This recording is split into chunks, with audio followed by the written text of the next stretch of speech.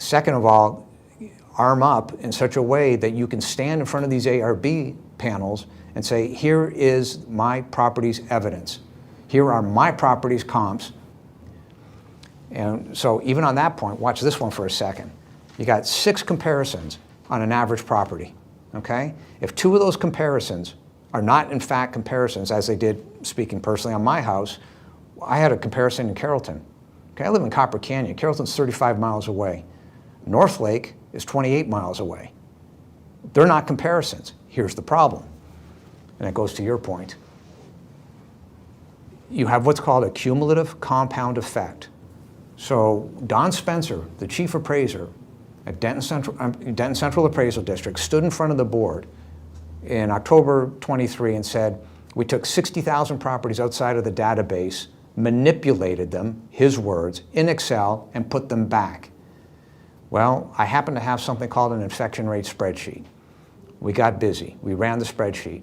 That one statement alone with those 60,000 properties proves irrefutably, because it's their testimony under threat of perjury, that the database is 76% corrupt. What do you mean by that? Corrupt?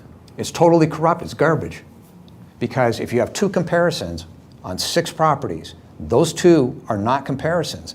But the cumulative compound effect of using those 2 in another neighbor, in another neighbor, in another neighbor, it takes exactly 2 years, and you run it up to 76% corrupt database. Now, let's assume that Don Spencer lied.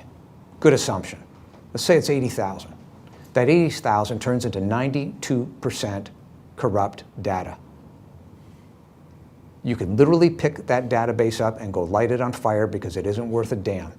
So when these ARB people and these RPAs, when you go into those meetings, say, well, we believe that the property is worth X, and they're using comparisons that aren't comparisons, first of all, who gives a damn what you believe? The question is, what can you prove? And you can't prove it because your database is corrupt.